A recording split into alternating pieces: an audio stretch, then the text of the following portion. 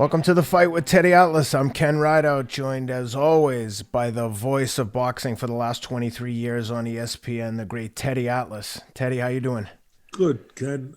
Did your barber just leave? Rob cut my You hair. get a haircut. How often? No, your hair looks great. It looks tremendous. It does. And you look tremendous. Every 3 weeks, maybe? No, come on. I was going to say like Yeah. I don't know, 12 hours? I mean, really, do you have somebody there that comes in and tweaks it? Just gives it a touches it? Rob styles it and puts in some just for men on the sides. It looks good. I mean, it looks good. It really does. It looks tremendous.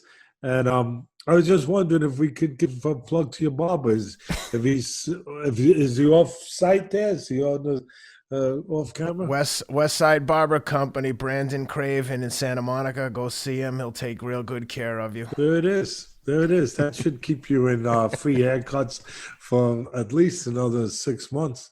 Maybe. Well, no, maybe not that long. Before we get into things, I mentioned in the intro there that you were the voice of boxing for 23 years. For those who miss hearing your voice, they can tune into some of the most recent fights to hear Tim Bradley parroting the majority of your material and repertoire.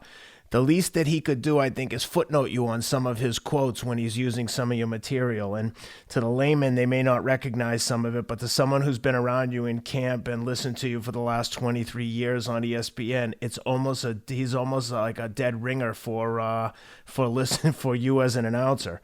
I'm wondering if other people have pointed this out to you. I've heard it. So.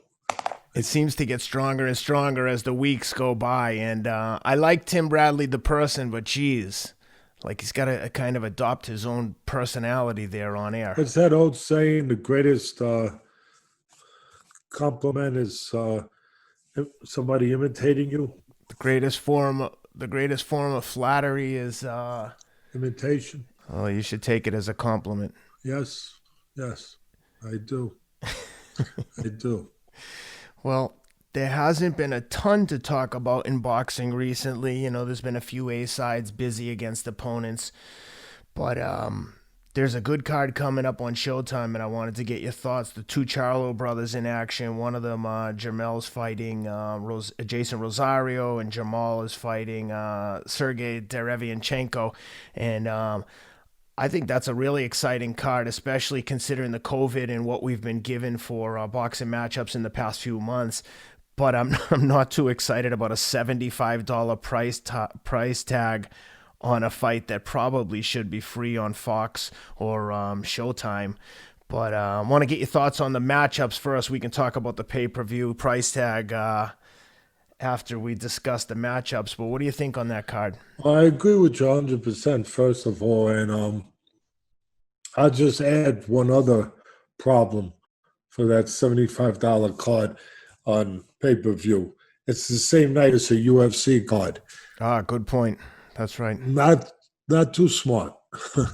Not just a UFC, but a UFC pay-per-view with Adesanya against Paulo Costa, and that's a fight that I'll be honest with you, I love boxing. It's always my go-to, but I'm watching UFC and I'll watch the rerun of the boxing because to me that's a much more compelling card from top to bottom. Yeah, and the UFC has more momentum going right now. They have more trust.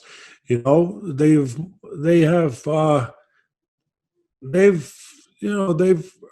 more currency, I think, right now with the fans. They've earned it.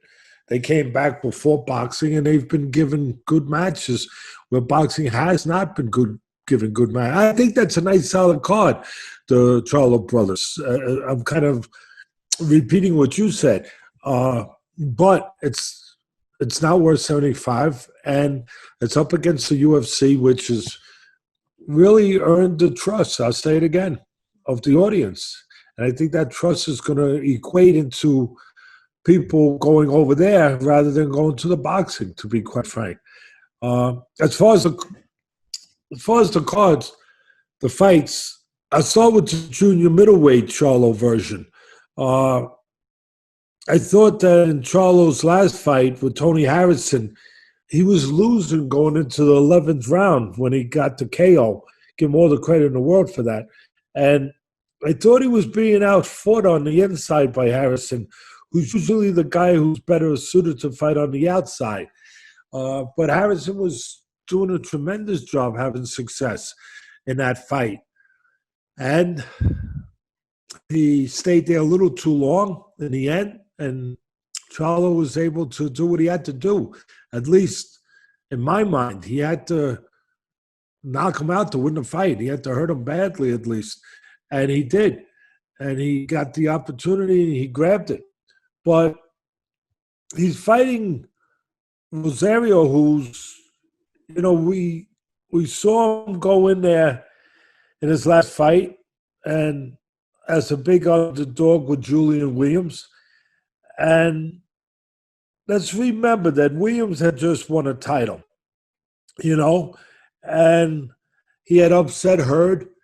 He had just won a title, and here comes Rosario, an underdog, supposed to be a good defense for Williams.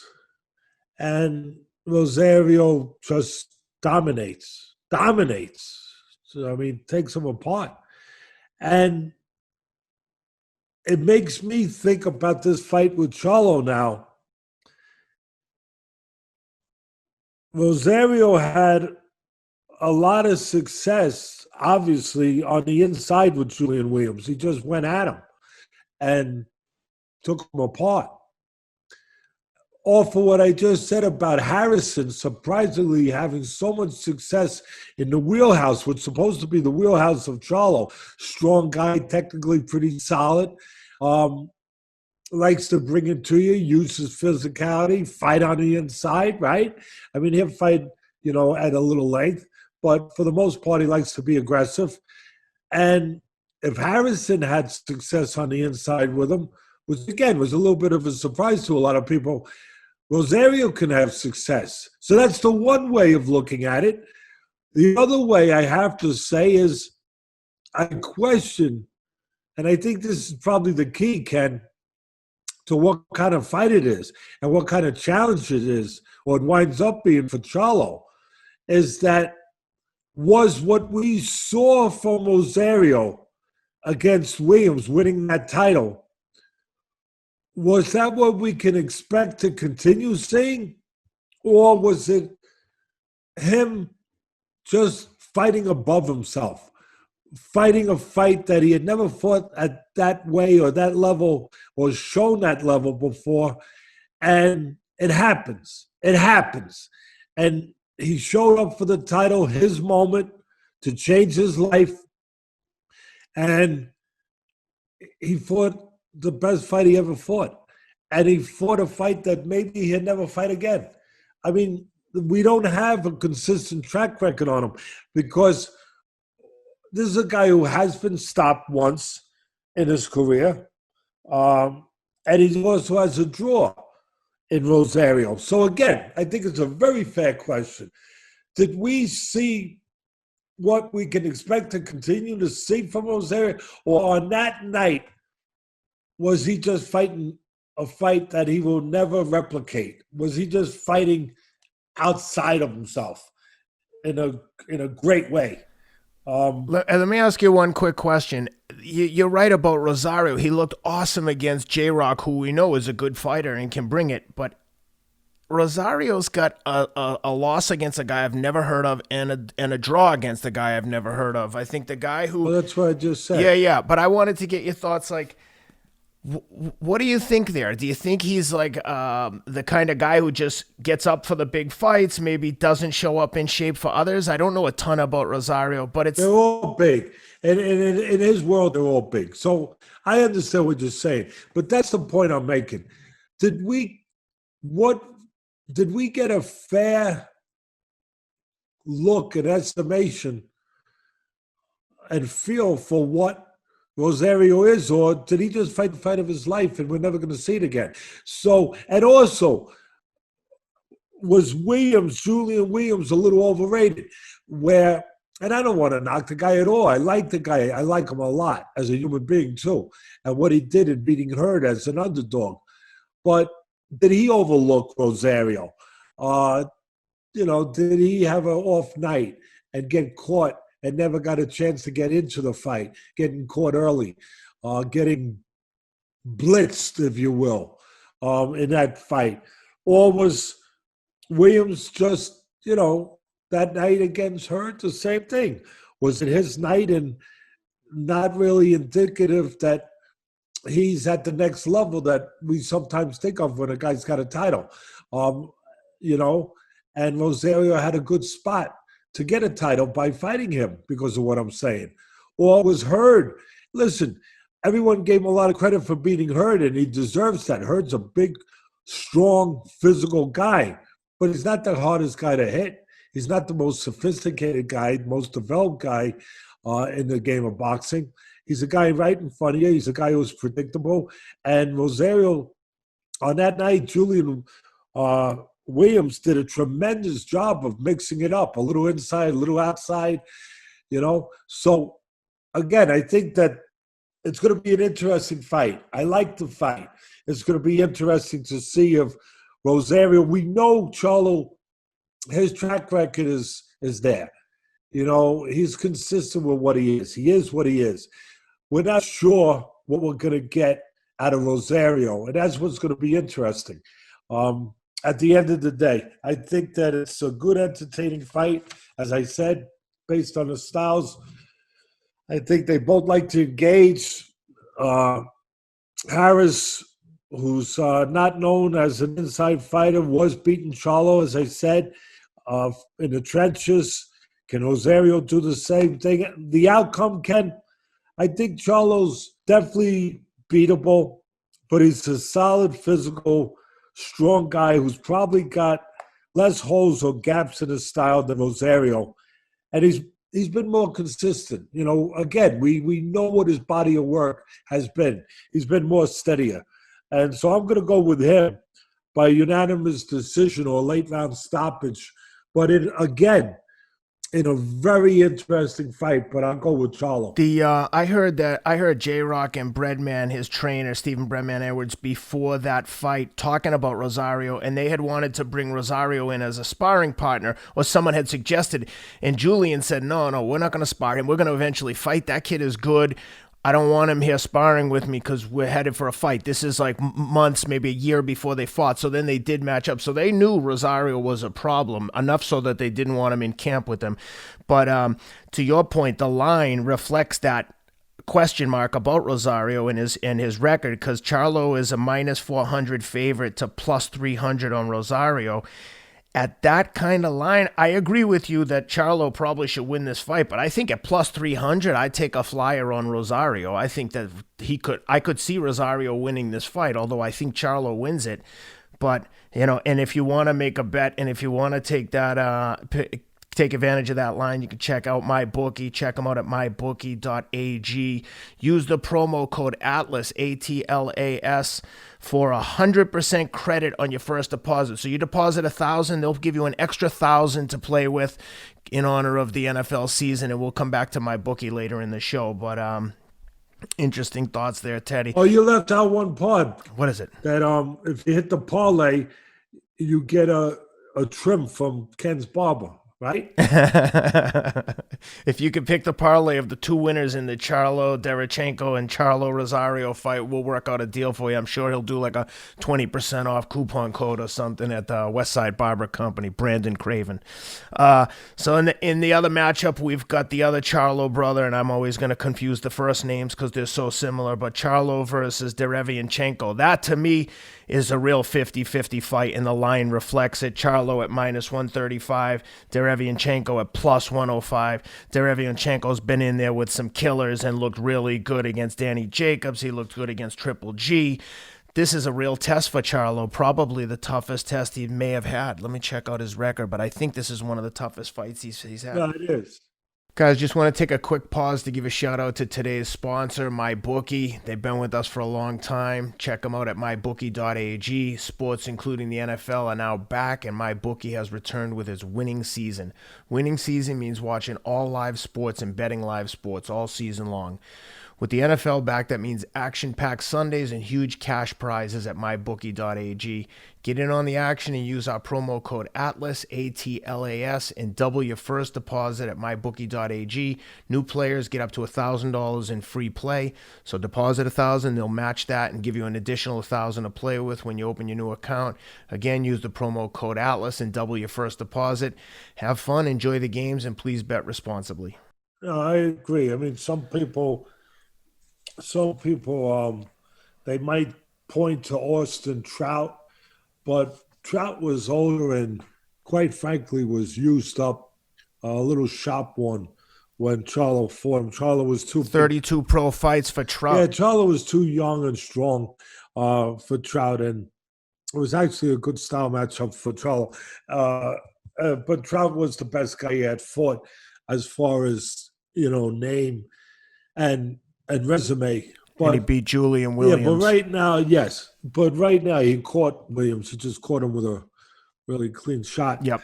But right now, there's no doubt in my mind that Derevyanchenko is the best fighter that Charlo has fought. And Charlo's been a champion for a little while now. So that's a little bit of a statement. But also, just to make it clear to our fans, Jermall Charlo is the middleweight, and Jamel is the junior middleweight. So we're talking about Jermall, the middleweight, right now. Again, I think, come on, listen, we cover everything in boxing. We don't come to promote a show for anybody. We come to break the show down, to say if it's good, it's not good, what we think. And it's our opinion, obviously. And I think that it's a good, solid fight. Again, a nice fight that I'd like to see, Charlo and Derevyanchenko for the middleweight title. Derevyanchenko has shown his worth. I thought really that technically he probably beat Triple G in his last fight. Both these guys are coming off a layoff. Everybody's coming off a layoff nowadays with the COVID going on. But for Charlo, it'll be about a year. I think it'll be about 11 months for Derevyanchenko. But I thought technically he probably beat Golovkin. But I could see I thought he also beat Jacobs. I didn't think he beat Jacobs. But he got a split decision on Jacobs and unanimous against Triple G, just for the record. But I think what mattered in that fight is that he showed he belongs. He showed he belongs at the top of the class in middleweights, and that he can handle any of them. He can fit in with any of them. So with Golovkin landed probably the harder punches, and he showed so much heart. There was something wrong. I don't know. I'm making no excuses. I agree with you. But I don't know if he had a cold. There was a little whispering around that. I don't know. Of course, the great ones, they overcome that. The special ones, the champion, they find a way to overcome it. They've all been down that road, all of them, in their history. But maybe it's just that he's getting old, Golovkin. Maybe it's just, too much has been taken out of him in those very tough Canelo fights, which I thought he won. But if and, this is a guy who had around 400 amateur fights. He was a silver medalist. Golovkin we're talking about in the Olympics. He's at that point where, he can start to show the shades of age and what comes with it. Slowing down, regressing, having less of yourself every time you get in the ring for another fight. So maybe it's just that. Maybe it's just that he's at that point, which I think he is, or maybe there was something else going on. Whatever it was, he showed so much heart, Triple G, overcoming what he had to overcome that night, besides the fighter in front of him that just would not stop, that I could see him getting it. But from a technical standpoint, I did think that Derevyanchenko probably deserved to win it. And I find, again, very interesting fight, a fight that should be really, really fun to watch. Derevyanchenko's simple. He's not complicated. He's a guy that brings it. He throws a lot of punches. Oh, my goodness, he throws so many punches. You better have your cardio really in place and also your defense. But he's not a huge puncher, but he's as we say, he's a volume guy. And he makes those country box guys have to ice their fingers down in between rounds because he does not stop. And he's got the chin to do it, He can stay in there. He's got the physical ability to endure. Here's the question with him. Very interesting. Just what I said about Golovkin. Derevyanchenko's a guy at 34 years of age who took a lot of punches in that Golovkin fight, took a lot of punches in the Jacobs fight. Tough fights. He had a lot of amateur fights, like these Eastern Europeans all do. Yeah, especially he's Ukrainian. Yeah, does he start to show some of that, residual effect from all those punches, from those tough fights? Does he start to regress instead of progress? I don't know. That's an X factor.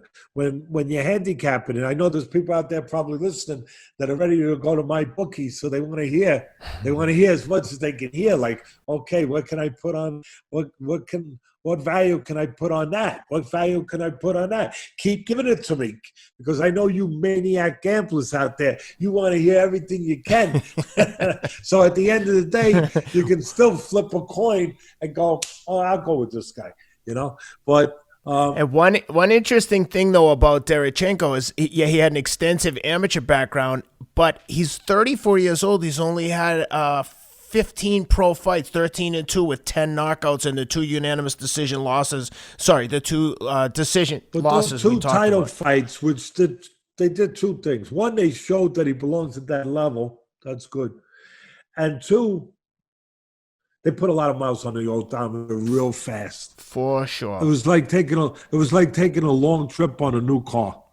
Say, this car's not that old. It's a new car. But meanwhile, you just drove to the Grand Canyon from New York and back. And then after that, you're deciding to go and listen to some jazz music in Memphis, and then come back. And then after that, you're deciding to go and see how the Ozarks are looking, because you've been watching that TV show, The Ozarks, and you want to see what's going on out there. You know what? It's a new car with a lot of freaking miles that have been put on in a short amount of time. And for me, that's the question. And what do you have in Charlo? Well, you have similar, bigger than his brother, but similar, good, solid guy technically, confidence, undefeated, hasn't learned how to lose yet. Physical element to him, physically strong. But he's right in front of you too. I know he'll negotiate distance and do the things that fighters should do at that level, but it's not like you got to go look for him. And that's good news for Derevyanchenko, because he's going to be right there. And he's going to be, basically bringing his lunch pail, because that's the kind of fighter he is. He's going to bring his lunch pail, and say, hey, I'm here for the day. How about you? And so it should be a fun fight, Ken. It should be a fun fight to watch. And at the end of the day, for my booking people out there, I'm going to give you a little something. I'm going to go with the upset. I'm going to say that 3 is a charm, and he's already fought for the title twice. Maybe deserved to win the last one. He fought Jacobs, then he fought Golovkin. Didn't get, obviously, either one of them. I'm going to say the 3rd is the charm, and he wins his title in a what would be a nice upset against Charlo. Now, am I going to be shocked if Charlo, wins that? Of course not, because I'm picking an underdog. So if you're picking an underdog, you already know that most people don't think he's going to win. So I wouldn't be shocked if the favorite won. But I'm going to say this is a spot where it might not be a bad play to put a little, put a little haircut money on Mr. Derevyanchenko, and you don't have to worry about saving your haircut money because you're going to get a haircut free from Ken's barber anyway, right? So that money. Hang on 1 second. Hang on 1 second. I'm getting a call. Yeah, Teddy, it's the ghost of Sam Langford. He said that Derevyanchenko has 15 fights and he went the distance with 2 champions. He said, does Teddy really think that guy has miles on the odometer? He's very upset. And Sam Langford, for those who don't know, had about, 500 pro fights, 300 of which were documented. About 300. And he's my favorite fighter, and that's why Ken knows about him, because I've talked about him. He's my favorite fighter of all time. He's from the 20s, and he was a very, very, very special man. He fought from lightweight to heavyweight, fought everybody. Oh, my goodness. He's my favorite fighter. Him and Henry Armstrong are 2 of my favorites. I have admiration for all fighters, but they're 2 of my favorites. Sugar Ray Leonard in the modern era is one of my favorites. Pernell Whitaker, all those guys, Roberto Duran. But I love Joe Louis, Ali, of course, but definitely Armstrong and Langford were on the top of my list, if you ask me. And the problem with it is most people wouldn't know who they are, unfortunately. Boxing does not do the sport justice, to be quite honest. It doesn't do a good job of sharing the history of this great sport that's been around longer than any other sport. It doesn't do a great job of dispersing that history to the young people. There's outlets to find out in baseball. Football's not around that long, but baseball's been around a long time. There's history lessons, so to speak, that are available. Somebody putting it out there where it's just more readily available to people. But boxing, it's not. And I wish it was. Basketball it is. But I wish there was more outlets for the young people to know about these great fighters. Sam Langford was a special, special guy. He's a guy that never got a chance. He beat 9 world champions that are in the Hall of Fame that are, special, special guys in non-title fights. He never got a title fight because this is the greatest country in the world. But we, like everything, we had to evolve. We had to get better. We had to learn from our mistakes. We did, and we got better. But at that time, we weren't there yet. And black fighters were not able sometimes to get what they deserve to get, a fight against a champion that might be white. And they didn't all get that chance. And Sam Langford didn't get that chance, and he deserved it.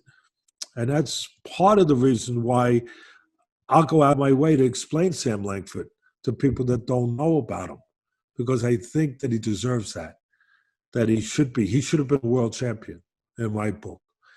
And this is a guy that, as I said, lightweight to heavyweight, he fought them all. And look, it was a different era too, where everybody fought each other and you could fight at catch weights and you could, move up and down in weights. But the guy had over 100 knockouts. Oh my God.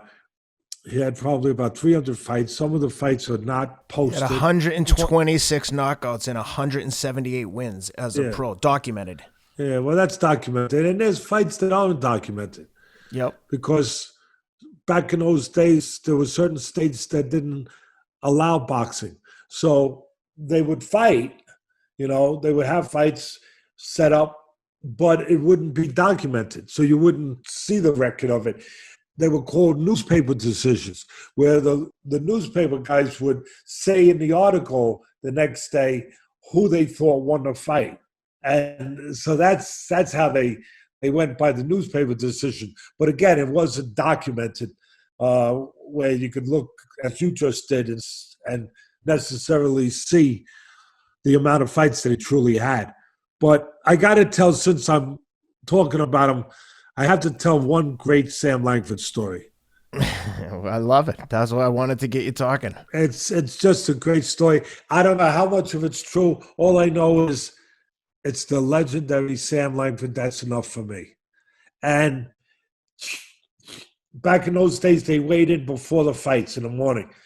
So they had just weighed in. They were walking out to fight. He was fighting a top fighter, but a top fighter in his own right, but a top fighter who knew the legend of Sam Langford. I'm fighting Sam Langford. In other words, he's in awe. It's like going up to bat. It's like pitching against Willie Mays or Hank Aaron or, Babe Ruth. I mean, you're just in awe. I mean, you're the pitcher, you probably got to blow on your hands a couple extra times, just to get the sweat off them, just to calm your nerves down. So they just weighed in. I don't know the accuracy of all the elements, but the fight could have been 20, could have been 40 rounds, because back in those days, that's what they did. They fought, large amount of rounds. And so it could have been a 40-round fight. Whatever it was, they literally brought their lunch because they could be out there for a couple hours. So what they would bring back in those days, they weren't advanced and knowing, nutriment and body science and all that stuff the way Ken, because you would have came right in there and said, no. You have to have 4 milligrams of this and 5, because you know that stuff. You're an expert. Well, I'm an aged athlete. You need every advantage I can get. And you look great. You look great. And if we had commercials, which we don't, but if we had commercials, you might, you might come back each time with a little shape up, a little extra remove. But they're getting ready to go out, and they used to carry cartons, Ken, of oranges, because that's how they replenish themselves, to get sugar, So they would bring, that's all they knew. So they would bring oranges. So they would bring an orange for every round. So if it was a 40-round fight, there might be 40 oranges. If it's a 20-round, 20 oranges. So here they are. They just finished, and they got the robe draped over them. I mean, there was something about the old days. Really, it was. It was just something special. So they got the robe draped over, and they're walking out, and the ring is out like in a field, and it's just been put up, with 2x4s and for the stands, and then a ring in the middle. And some of these events, 30, 40,000 people could show up, because they knew who these guys were. So here they are, they're going out, and they're starting to go out, and they cross like this, because one walks to this side where he knows his corner is going to be, the other goes to that side. So as they're walking out, here's this fighter looking at the great Sam Langford, and he looks over, and Sam Langford, he's got his oranges in his hand. He doesn't have a crate. This guy's got a crate. He's got his, and he's only got a few of them in his hands. So the guy looks at him, the fighter, and he says, Sam, you miscounted. You only got 5. And without hesitation, the great Sam Langford looks at him and says, only going to need 5. Only going to need 5. And then went out there and knocked him out in the 5th. I just love the story, Ken. Yeah. So you learned something about Sam Langford today. But getting back to Charlo and Derevyanchenko, I think it could be an upset. Obviously, I understand why Charlo's the favorite. Nice. He's 30 years old. He's 4 years younger. He's confident. He hasn't learned how to lose. He's got that 0 at the end of his record. He's a good physical, strong guy. Again, I said it earlier, I'm going to say that the third one is the charm. The third one is the charm for Derevyanchenko.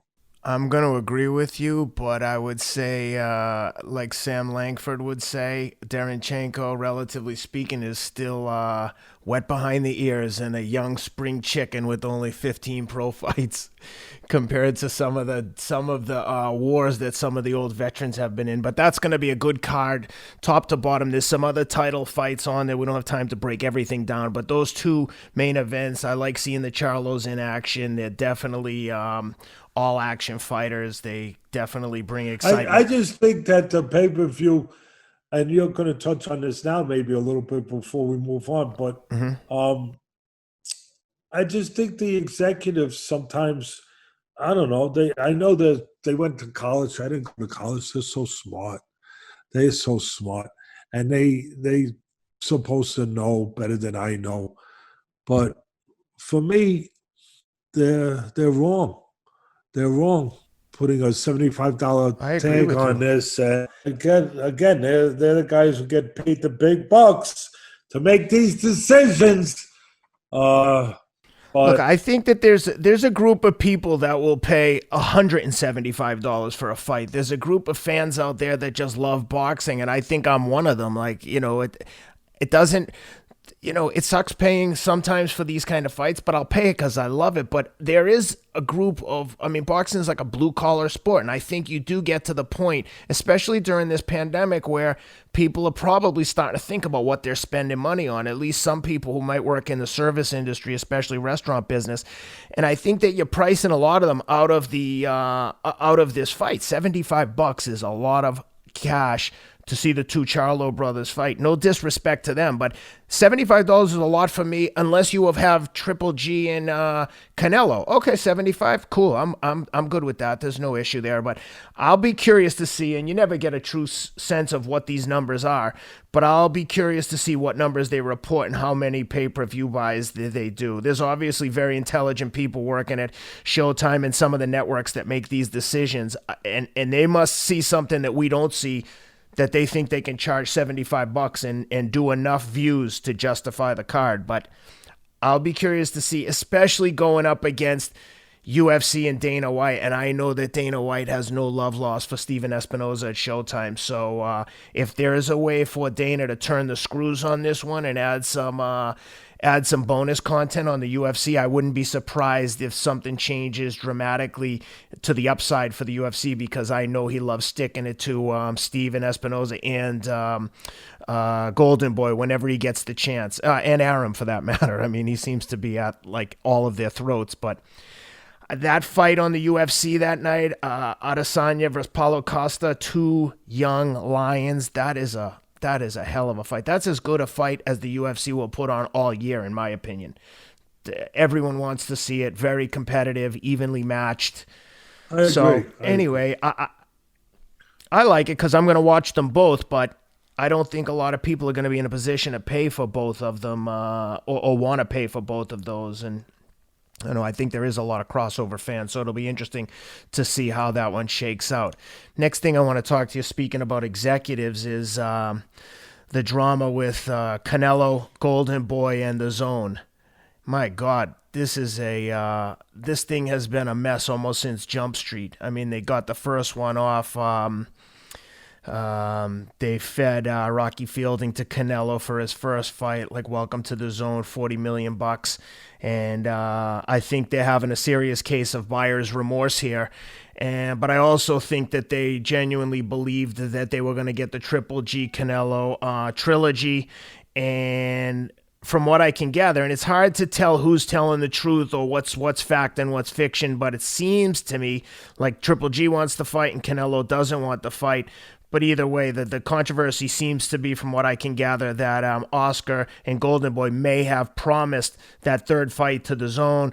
The Zone entered into that big contract, 40 million a fight, 35 goes to Canelo, 5 goes to Golden Boy per fight, 11 fight deal, and Canelo just doesn't want to give it to them. And I don't think there was a clause in there that says they can force him to do anything. They can obviously veto the opponents, and but this thing is a mess. It's going to court.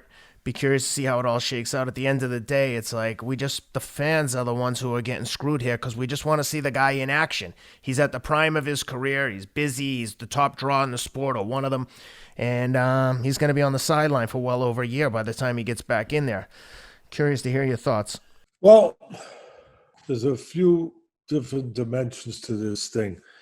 But to get to the first dimension, very simply, very directly, because we are pretty direct over here, I'm going to say that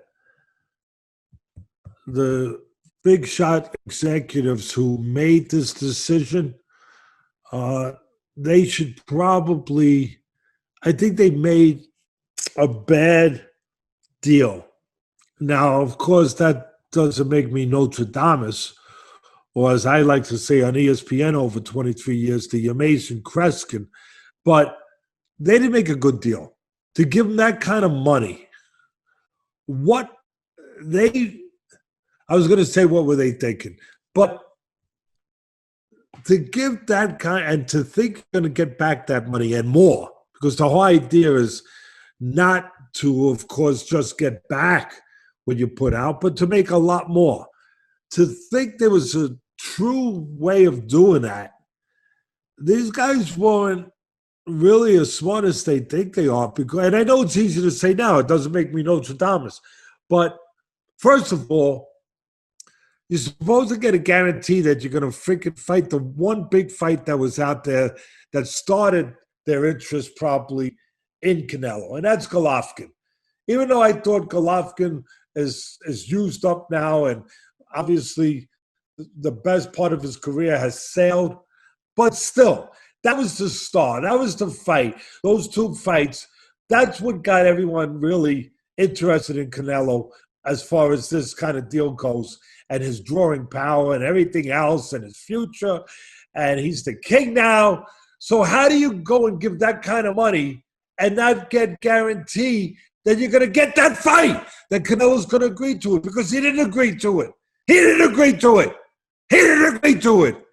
So how do you go and make that deal? So I'm going to say again, even though some of my advisors asked me not to, because they want to see me on the network. You know, but it's okay. I got to say what I believe, because that comes first. Otherwise, what am I? What am I? Just, I'll be empty if I'm not able to be what I believe I'm supposed to be and stand for what I believe you should stand for, what you believe to be the truth. And so I think that these executives, first of all, that gave that kind of money and made that kind of deal without getting a guarantee of Canelo and Golovkin, or guarantee of Golovkin, they should be going to the same place that Oscar's going to very shortly. Yeah, the unemployment line. They should be on their way here, Ken. They should be. Let's be fair in this world. They should be, okay? But having said that, they thought you're going to get that money back, but you need interesting fights. You need star power. They're not out there. Open your eyes. Open them wide, like really wide. And look at the landscape. There are none out there right now for him to generate that kind of interest to the public, to come out there and watch. What they got fooled by, intoxicated by, influenced by, was the money that Mayweather made, the money he made with Pacquiao and then with Conor McGregor. But what they didn't understand was those were 1 in a million time events, that the stars lined up perfectly. Saturn with Jupiter. Is Pluto still a planet, or if they removed Pluto? I'm not sure. I think the environmentalists removed it. All right, they removed. I like Pluto. I like that little purple planet. You know, they see if you can talk to one of your big shot friends, Ken, in the science department, and see if they can bring Pluto back. Because I'm texting Elon Musk right now. All right. That's my man. That's what I like about Ken. He doesn't fool around. He's got it on his phone. Bang. He gets to the right person right away. So those stars don't line up every day like that. And they thought they had stars in their eyes where and dollar bills in their eyes. Oh yeah, we'll give them $365 million. Oh, no big deal. And we'll get back so much more. Where? You don't even have Golovkin on your ability to do it with him. How the hell? Where are you going to get that? And so just a bad deal. And now they're in a position where, hey, look, Canelo wants his money. It's not like we're going to be doing benefits for him. I mean, he was getting his $30-40 million a fight. What did he do on the contract? 4 fights? Either 3 or 4. He did 3. How many has he realized? 4 fights on the contract. Far. So obviously, I believe he's done 4 at $35 million apiece. All right. So obviously, he wants to get the rest of it. He wants to get all of that $365 million, and he ain't gonna go into a ring to get it right now. He's gonna have to go into a courtroom, and I don't know what's gonna be. Even if he wins the case, what's gonna be there to really to get the money. It's one thing winning the case, right? It's another thing being able to collect. And even if he wins the case, Oscar De La Hoya is basically going to be out of business. He's got all kinds of problems. Golden Boy's got he's unraveling. He's made mistakes, from what I understand, in making this deal with the agreements and the things that he guaranteed Canelo. He promised Canelo things that obviously were not things that he could live up to, or that the DAZN necessarily understood that he had told Canelo that was going to be part of the deal, so they hadn't signed off on it. Whatever. At the end of the day, I'm hearing that the DAZN might be out of business in the United States in 6 months. Yeah.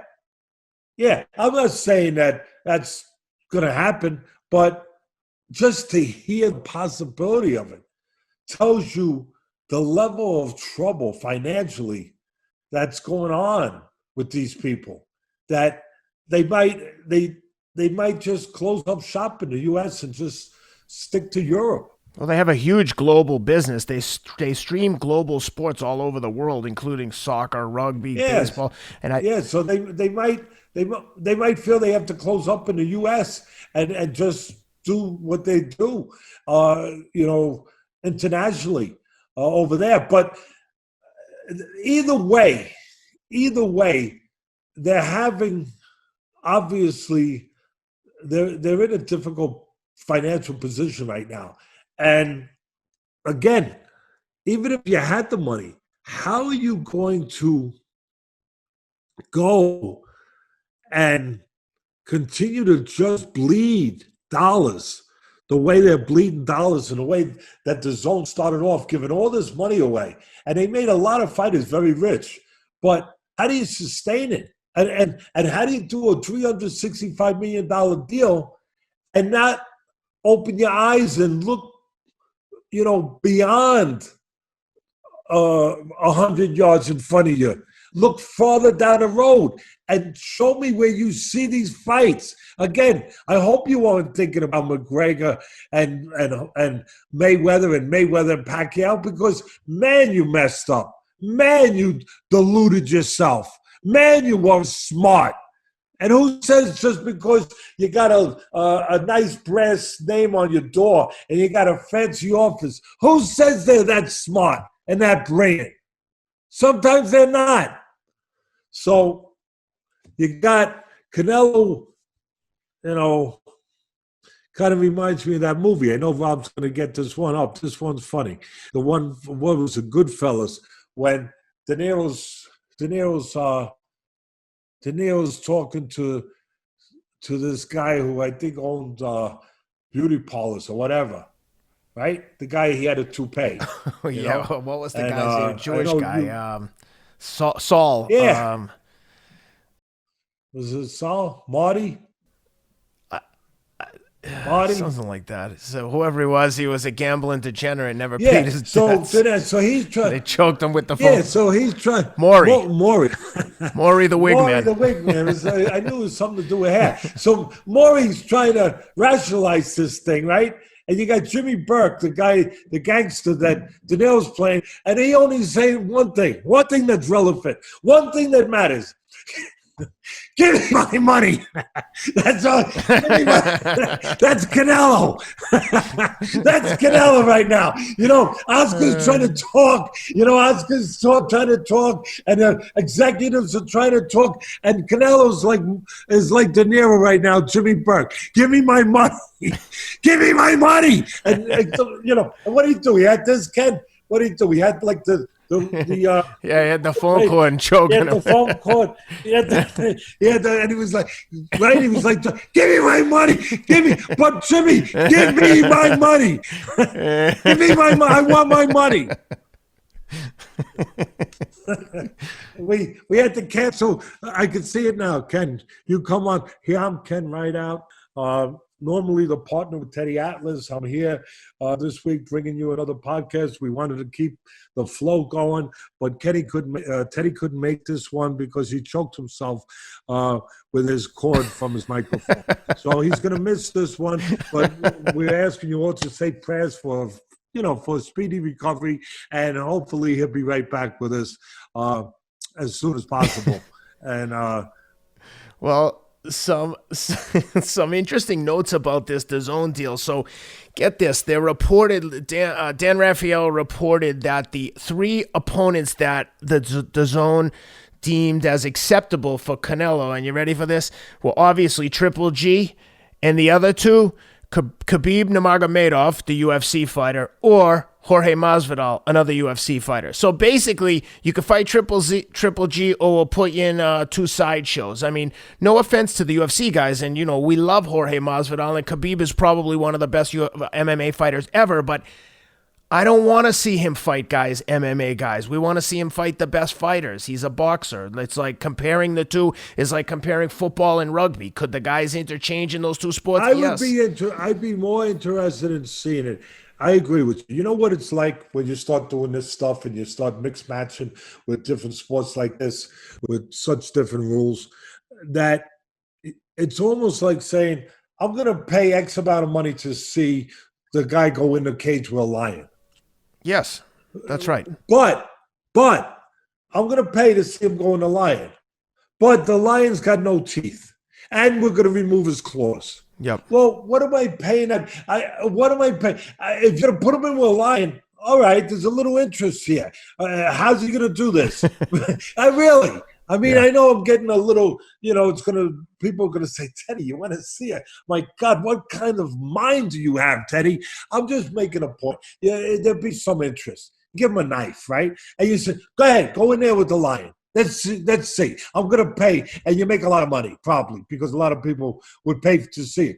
But if you say, I took his claws out and took his teeth, well, so you're going to put a guy in with an MMA guy like we did with Conor McGregor. And all credit to McGregor. He made a nice showing with a 40-something-year-old fighter who hadn't fought for 2.5 years, and who really likes to counterpunch Mayweather, and he couldn't counterpunch. He had to change his style, and he had to go get him. And once he realized that, well, he went and he got him. But McGregor did okay. He did. And you didn't feel too bad about it. But really, Ken, you guys, do we really want to see an MMA guy, great fighters that they are, handicapped? We want to see their teeth taken away and their claws, because that's what you're doing. Because you're saying you can't kick, you can't grapple, you can't jiu-jitsu, you can't do any of the things that make you a lion. You can't use those things. You have to go in there and do something that you're not as good at as the boxer who only does that. That's not really sporting. That's an event. And if you can sell it, so it shows you I was right on the button.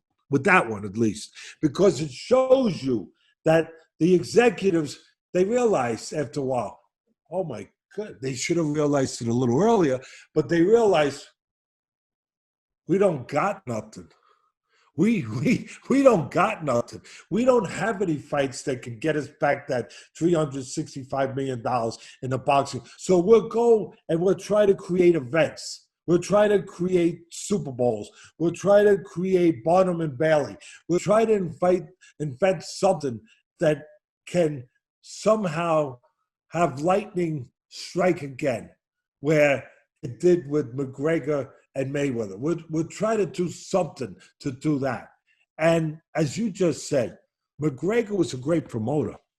McGregor, it wasn't just that he was a tremendous striker for the MMA world and the UFC world, but he was a tremendous promoter. Paired with another great promoter in Mayweather. With another great promoter in Mayweather, Money Mayweather. So those stars aren't going to line up again so easily like that. So now they're grabbing for straws. They're basically, they signed the guy to $365 million to. By the way, he had 3 fights. He had 3 fights, so he earned 120, 105, and Golden Boy got 15. They get 5 per fight. Yeah, so he's not going broke. I mean, we're not going to have to worry about him too much, you know. By the way, that's just the licensing. I'm not sure how the gate gets split. I don't know all the ins and outs, but this is just the licensing broadcast, and I believe that he probably gets a huge cut of the gate too, which could be like $20 million at the gate for a Canelo fight. Over a certain amount. But what I'm saying is that, you know, here you are now, where you give somebody $365 million to promote, to televise his fights, boxing. Marcus of Queensberry, 10-ounce gloves.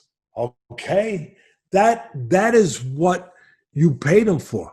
Now you're scrambling around saying, well, maybe we could do Khabib. Maybe we could do Masvidal. Oh, 2 tremendous performers, tremendous in their game, no doubt about it.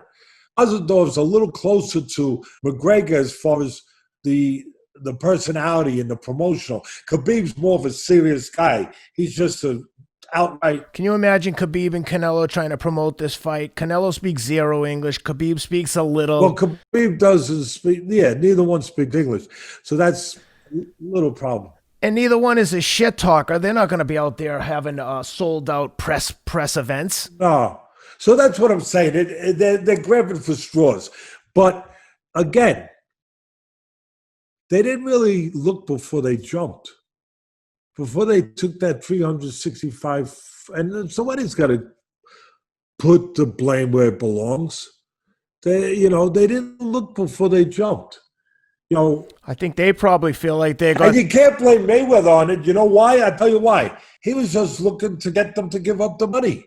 He just wanted to leave that office, that room that day, with the biggest offer he could get, and then look at Canelo and say, "See what I did." Oh, you mean De La Hoya, not Mayweather? No, I meant to say De La Hoya. I'm sorry, De La Hoya. You know, De La Hoya wanted to leave that office and just say, which I'm sure he did, and say, "See what I did? Yeah. See what I did." The only thing that Canelo should have said back was, "I'll give you credit when I get all the money in my bank." Yes. When I mean, how are we going to get, the honeymoon is short-lived. The honeymoon, Ken, is short-lived. Like they gave him the one freebie, right? Fight, Rocky Fielding. Yeah, they gave him that one. And okay. And now we want to see something. And then they gave him, and he fought Jacobs and who were the Jacobs and Kovalev. Yeah, Jacobs and Kovalev over the hill a little bit, coming off that tough fight with Yardy. I know he's a bigger man. I still didn't hate it. I could live with both of those. But it didn't do big numbers. And so the people aren't that dumb out there.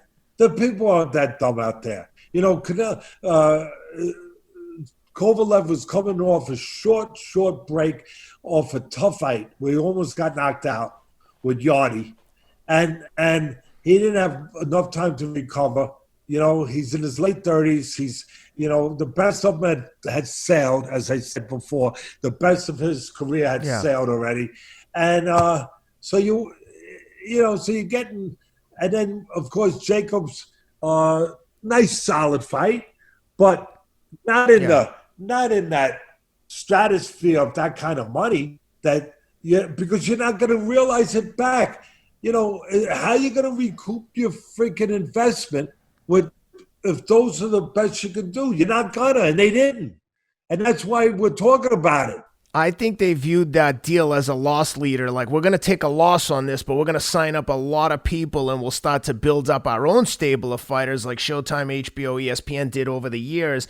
And it just backfired. But I do believe that Oscar was probably in there promising him the world. Imagine how excited Oscar was. Oscar, and I mean, no offense, but he doesn't come across as a Rhodes Scholar. How excited he was to go back and report to Canelo, look what I did for you. And probably promised him everything. Yeah, we'll get Triple G, 40 million. Of course, we'll fight him in the parking lot for 40 million. And Canelo was probably like, okay, great job. Who are we fighting? First up, Triple G. Nah. I never agreed to that. I need more money for that.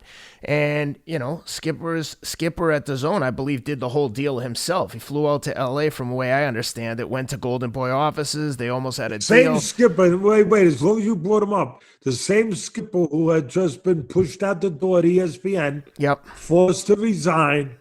At ESPN, and now he comes in and his first deal out of the box is this deal. Not swinging for the fences. Not a great deal. But you said some earlier that the zone they wanted to sign up for.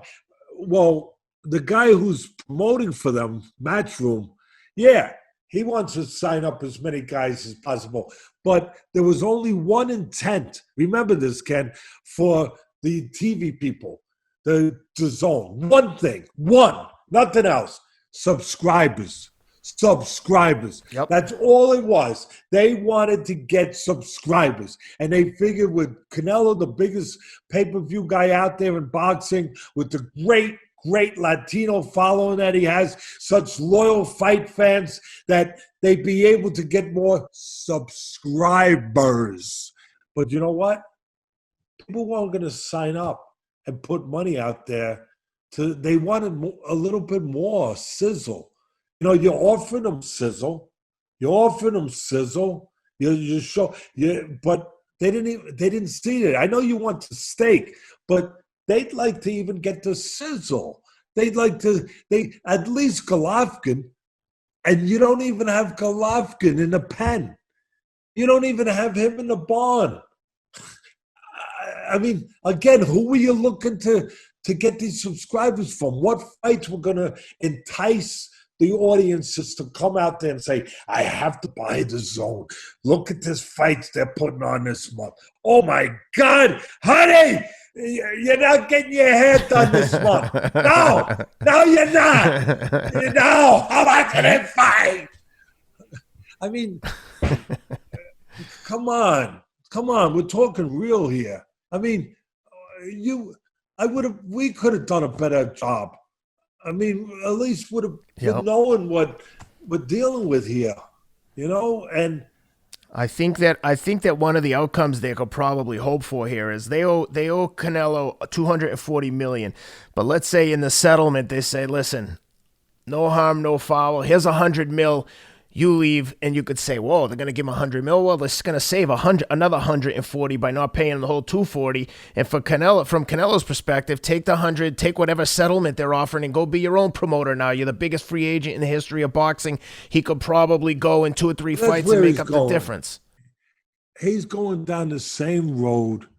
It's inevitable. It's obvious.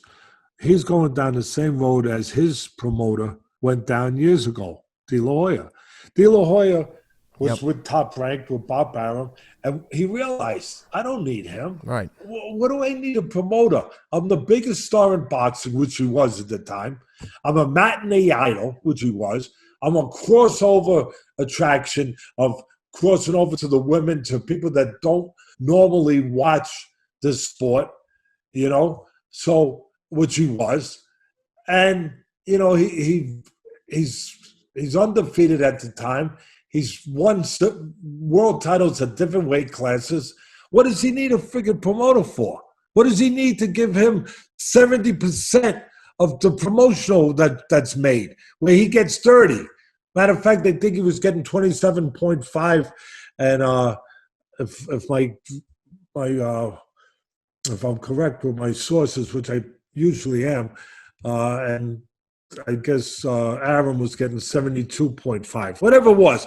But what do I got to give them when I can have the whole thing and do my own promotion? So he did.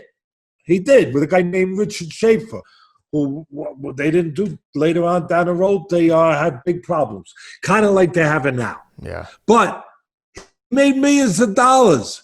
He made millions and millions. And then somebody named Floyd Mayweather looked. He had the same promoter, I believe, at the time, too, Aram. And he looked and he said, what the frick? Same thing. What am I doing all this, taking all the risks, letting him make all the money, the bulk of it? Let me start Mayweather Promotions, the same thing that De La Hoya did. And Oscar and Mayweather has done it. He did it even at a better level. Well, you can imagine if Canelo, he already got 120 million, 105 million for the first 3. If he could get any kind of settlement out of the zone, let's just for argument's sake say he gets 50 to 100, starts his own promotion, then he can go make the Triple G fight and essentially keep half the money. Come to an agreement with Triple G. They go and promote the fight themselves. He should be his own promoter, because why are you going to give up? Exactly. The only fight I can see out there, boxing match, that, again, I'm knocking them, rightfully so, for not having the foresight to see there was none on the horizon to bring in any kind of crazy money. The only one out there now in boxing, quite honestly, Ken, is probably Joshua and Fury, if that fight gets made. That's about the only one that comes to that universe. The only... Other than that, maybe if Mayweather, maybe if they mix and match again, somebody with one of these great UFC guys that, they can do that. But again, we're talking about a whole different animal here. We're not talking about what you put this deal together for. You put it together to have fights out there that would generate this kind of pay-per-view, those kind of numbers. And now all of a sudden you have to go off the farm, you have to go off the farm now to try to come up with some crazy scenario, because you realize those numbers aren't there. They're not there in the boxing, other than a Joshua and maybe Fury. Maybe you could have, unless you have Mayweather come back and fight somebody like Buzz Lightyear or Woody from the Toy Story, because I've been watching them with my grandson, putting them to bed at night, and they're very popular. They're able to move pretty good. Buzz Lightyear can fly a little bit, or at least glide. He's got all kinds of superpowers. Maybe they can make that, but Floyd will be up for it. Listen, I'll finish this with everything going on.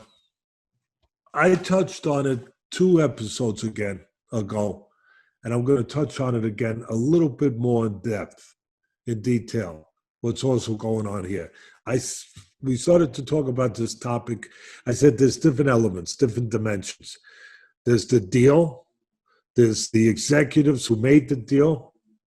There's Canelo, who wants his money. There's the landscape of boxing that does not set up right now to really render that kind of money. So all these elements we touched on. Here's one more. De La Hoya himself, he's unraveling. He's unraveling. I mean, he's talking about coming back. There's talks about that he needs the money, which is sad. And I hope it's not true. But here's a guy talking about coming back at his age and fighting, top guys. And here's a guy who is making bad decisions, alienating themselves with his fighters. I mean, if you're a promoter, you better not alienate yourself with fighters. I mean, that's Yep. how you make your money. If somebody has an, hey, Oscar, your fighters is what your product is. I mean, that's what you're promoting. I mean, you have to have a Well, relationship. it's a little late for that because he seems I to have know. issues with every single one except Virgil Ortiz. Well, yeah. So he's alienating himself, making bad decisions there, bad decisions in the boardroom, so to speak, if you will, with these executive type decisions. And I'm here to say this ain't the first time he's unraveled, No. because there is a history of him unraveling in the ring. And I don't think anyone's ever talked about this. We all have our problems, but we're talking about this for a reason. It's public domain. It's in a sport that we cover, and it's topical news. So, as a fighter, and I said this 2 podcasts ago, I gave him all the credit in the world. He deserved it. He was a multi-division champion. He was a gold medalist from the Olympics. He was a pioneer, started his own promotional company, and then Mayweather later on followed suit. So he made a lot of money, and he was all these things. But he was also a guy who back then was doing what he's doing now. He's sabotaging himself. He's destroying himself. He's making bad decisions. He's undermining himself. If you didn't know better, you would almost say that some of these decisions were almost like self-inflicted wounds. Like he doesn't want to be successful. Oh, Teddy, come on. How you say that? Well, I'm going to point out in his boxing career, as good as it was, every time he fought a top fighter, I'm talking about a top guy where it wasn't enough to just have talent to win. You had to be together in every facet of the game, every department. I always say 75% is here. When he fought the tough top guys, where it wasn't just talent to win, Mosley, when he fought Trinidad, Mayweather, all those guys, when he fought, again, Mosley, Trinidad, Mayweather, whoever, when he fought the top guys, he always found a way to screw up. He was winning against Mosley. Mosley did what great fighters do. He made an adjustment, and all of a sudden the tide of the fight, the rhythm of the fight changed, and you could see it. And De La Hoya was winning, and then it changed. And De La Hoya turned to make an adjustment, to see that he had to do something different. And he never did. He never did. He just kept going down that rabbit hole. And he lost. And then he fights Trinidad. Ken, he's winning the fight. And then in the 10th round, he decides, you know what? I don't want to win this fight. I know I'm just saying it to get the effect. But I'm just making, he says, I'm going to survive. I'm not going to do I'm going to run. I'm just going to run and basically survive. But you had 3 rounds. Just keep doing what you were doing. Stay alert. Don't get me wrong. You're ahead. Don't get careless. But keep doing what you're doing. It's almost like he said, no, I'm going to throw it away. I'm going to find a way to screw it up. And he screwed it up. A lot of people say, Teddy, I thought he still won that fight. But he lost the right to complain by what he did down the stretch, by the decision he made. And he gave them a reason to rob him, if that's what you believe. Or Trinidad got what he deserved by coming on and taking advantage of that kind of behavior. Any way you want to look at it, De La Hoya did something he shouldn't have done. But there's a track. You could do it once, but to do it every time in a big fight, now let's go to the Mayweather fight. What's he dealing with? He's dealing with the best defensive fighter in the business and the best counterpuncher in the business. But he's longer. He's got longer. So what do? You stay way on the outside and you use that long jab. You know why, Ken? Because then you take those counterpunching abilities of Mayweather out of play because there's nothing to counter. there's nothing to counter because you're out here, bah, bah.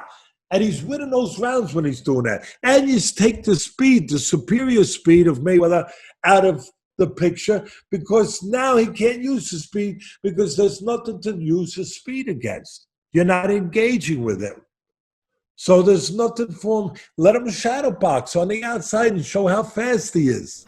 But don't give him something to show how fast he is, to be effective with that speed. So Mayweather, when he's on the outside, he's using his jab, he's winning the rounds. Oh. No, wait a minute. What will I do?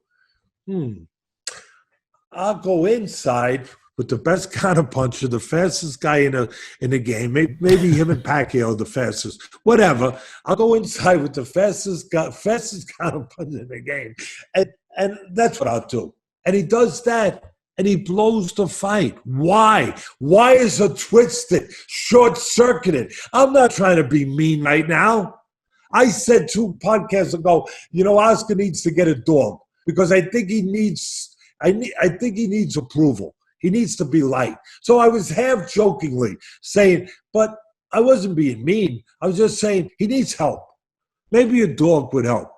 But now I think it's beyond a puppy. I think, seriously, and we all need help in some freaking way. But we're not all in this position that he's in. And as a public figure, as a person that handles the kind of things that he has to handle. People's lives, people's careers, all that stuff, right? So I'm saying that I think he needs help. I think he needs someone to talk to, psychiatric counseling, whatever you want to call it. And again, people are going to, wow, Teddy just said that? Oh, hey, guys, come watch this. You hear what Teddy just said? He just said Oscar De La Hoya needs a psychiatrist. Well, I'd probably need one too. But I'm not out there involved in the things he's involved in those kind of responsibilities. That's the difference right now. I'm just doing what and talking about what I think is prevalent and obvious to talk about. That this ain't the first time this guy's been down this road of unraveling, of making bad decisions. He did it even in his career that he was so successful in all his big fights. He always found a way to screw it up. Like, did he think that when it got to it, he didn't deserve to win? Did he? I don't know. All I know is that we all have demons to a certain extent. His demons, when they knock on his door, he lets them in. He lets them in. You're supposed to chase them to the best of your ability. Get out of here. Get out of here. Get out of here, Mr. Devil. Get. And right now, they seem to be getting in that door again. Is it insecurities? We all have them. Is it something from our past? We all have a past. But whatever it is, it's there. It's there. And it's impacting him. And it's not new. Nope, it's not new. And speaking of demons and trying to keep them out of the door, that brings me to the next thing I wanted to discuss with you. And it's this one is hard for me because I love Jamel Herring, but I think he made a decision in his last fight that he's probably going to regret for a long time. And again, I want to preface by saying I really like Jamel Herring, but it's hard to avoid what we all saw and what took place. He's beaten Jonathan Oquendo in a very rough physical fight. Oquendo's coming in, leading with his head, headbutts Jamel Herring, I think around the 4th round, if I'm not mistaken, and cuts him pretty bad, but nothing we haven't seen before. And the ref at the time, I thought it was interesting, ruled it intentional. I didn't think he was intentionally trying to headbutt him, but he looked like he was being careless and rushing in. Nevertheless, he ruled it intentional. Fight carries on 5.5 more rounds. I think around the 8th or 9th round, in between rounds, Jamel tells the trainer with the doctor in the corner that he can't see. And I'm going to turn over to you in a second. But to me, as a layman watching fighting, when the guy says he can't see and the doctor's there, that's saying I quit. Because you know the doctor cannot let you continue if you tell him you can't see. And I don't want to call Jamel a quitter, but you can't say you can't see if the doctor's there. You've had guys like a Toro Gotti who legitimately are probably, they can't see, the eye is swollen shut. The doctor's asking him how many fingers he has up, and I think that the trainer is whispering in the fighter's ear how many fingers he has up, because that guy won't stop unless he's dead. And I feel terrible for Jamel. I think he's trying to do damage control out there, talking a lot about it. And look, I would never want to criticize a fighter.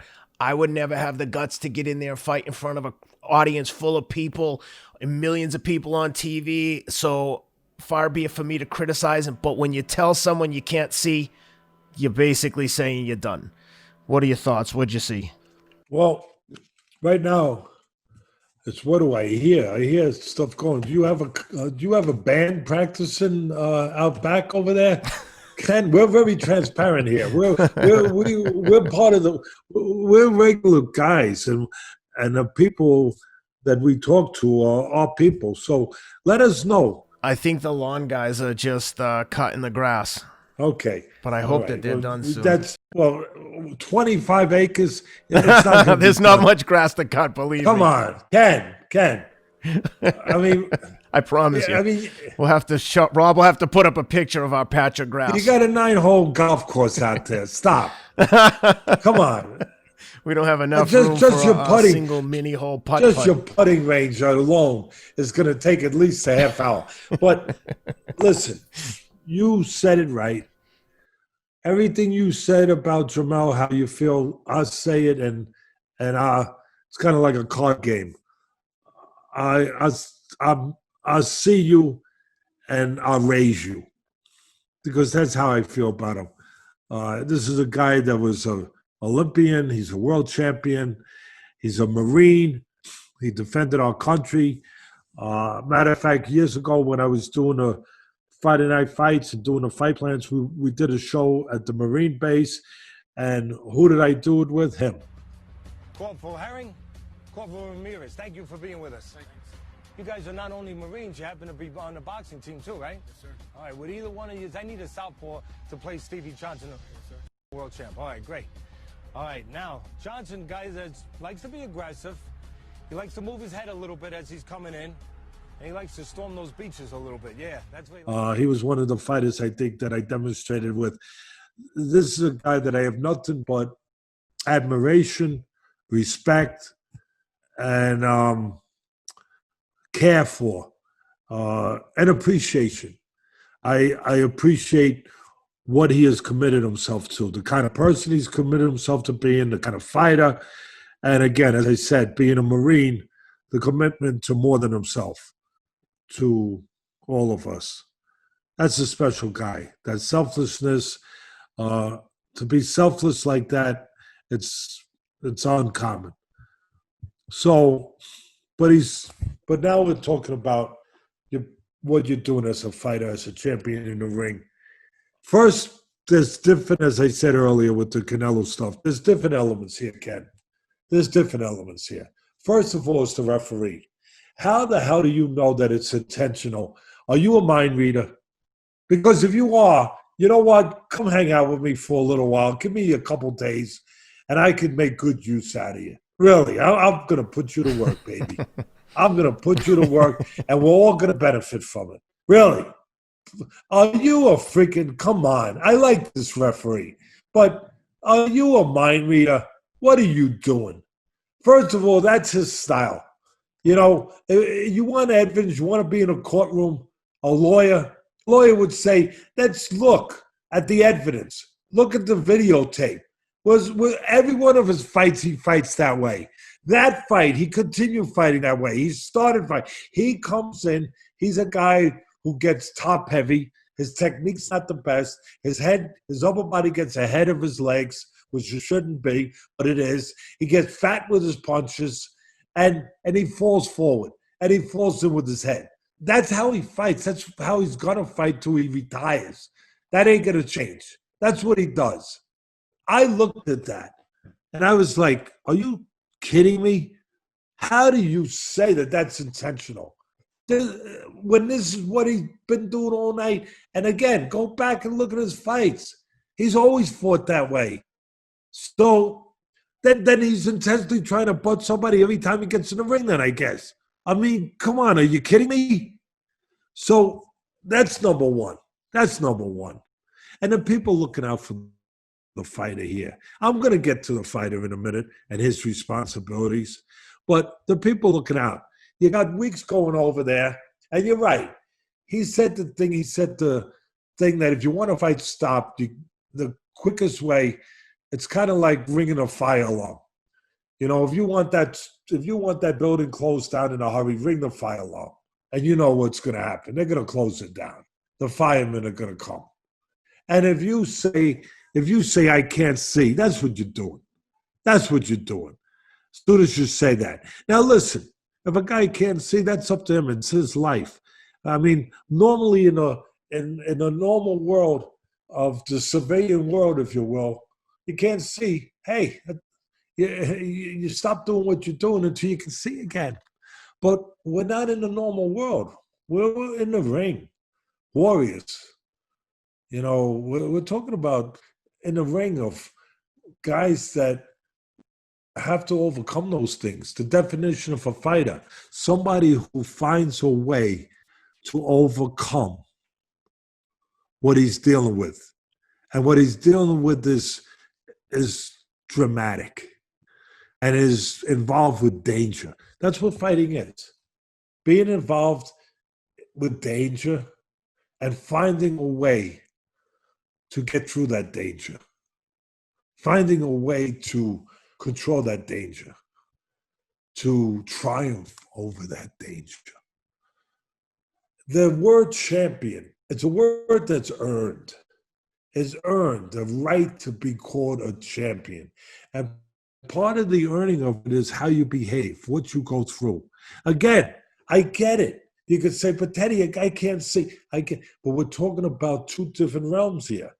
Once you go into that realm, once you make a commitment, once you say and you take that oath, so to speak, that I'm going to be a fighter, well, now you have the obligation to behave like a fighter, to think like a fighter, to find a way, even if it means that one of your eyes ain't working so good. And again, I understand. Please don't argue with me out there and say, oh, but Teddy, you know, it could be a retina, it could be that. I get it.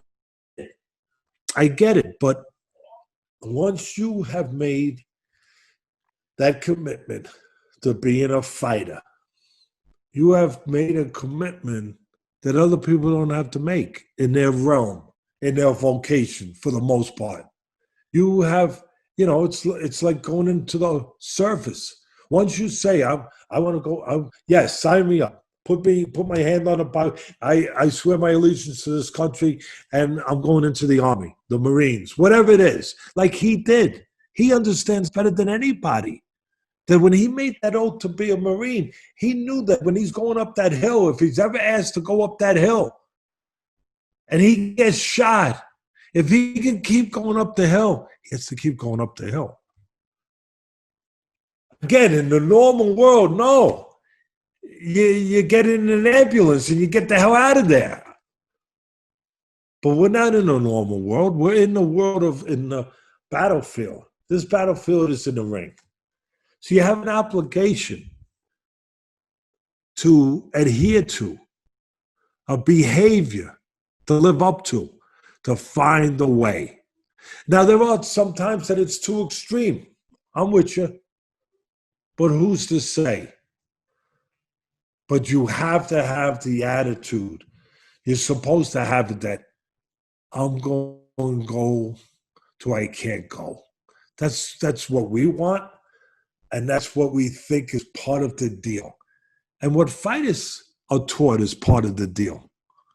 I mean, it's been shown through the history of the sport. Carmen Basilio with the great Sugar Ray Robinson. He looked like the Cyclops. Couldn't save. Gone. 15 rounds with maybe the greatest fight in the history of the world. But he kept going. Because that's what people expect. That's what he signed up for. That's what made him a champion. Now, so that I say that.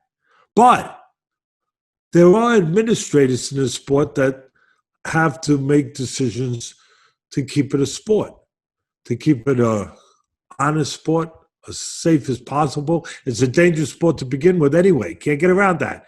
It's inherent in the sport.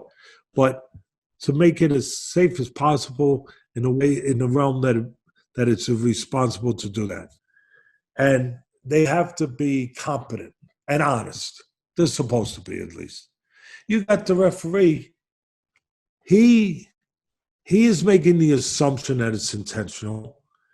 Then he goes over and he hears the fighter say, I can't see. And hears him say that he wants the fight stopped. And even Bomac, his trainer, terrific trainer that has Crawford, you can hear him saying, you're going to lose your title. You can hear him. That to me was the most shocking of all of it, is Bomac is telling him, like, what are you doing? You're going to lose. He doesn't want him to do that. And so he's telling him you're going to lose your title. And then you got the referee verifying it. And then all of a sudden, when he says, no, I don't want to fight, and that's it, it's done. They don't talk him out of it, basically. Now he goes over to the commissioner, and it was like a 3-ring circus. It really wasn't. Nobody's looking at that. Only us. That's the only place you're going to get it. But that's because we're going to put a freaking light on all of it. All of it. Nobody escapes, Ken. If they deserve a light on them, put a light on them. They get paid. The commissions get paid taxpayer money. Put a light on them. Make sure they're doing the right job. An honest job, a competent job.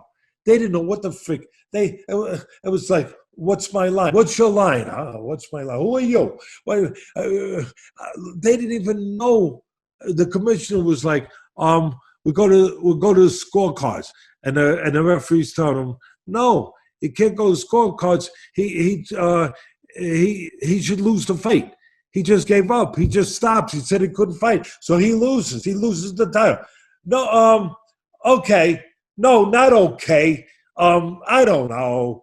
We'll go to scorecards. No, we won't go. And they're all over the place. I mean, it went on. It seemed like it went on for like a mini-series. I thought I wasn't watching boxing no more. I thought I was watching like one of these freaking what do you call it? Reality show? Yeah, I mean, I didn't know what I was watching after a while. But I didn't think I was watching boxing. I was watching confusion. It was like watching it was nothing but back and forth, nobody knowing. Check with this guy. Well, go ask him. Well, what do you think he said? I don't know. Hey, Charlie, what do you think we should do over here? And I mean, it's not what you expect or you want to see in such a serious sport. The administrators were terrible. They were horrible. They were a joke. I'll say it again. I know people get mad when they hear this. They're a joke.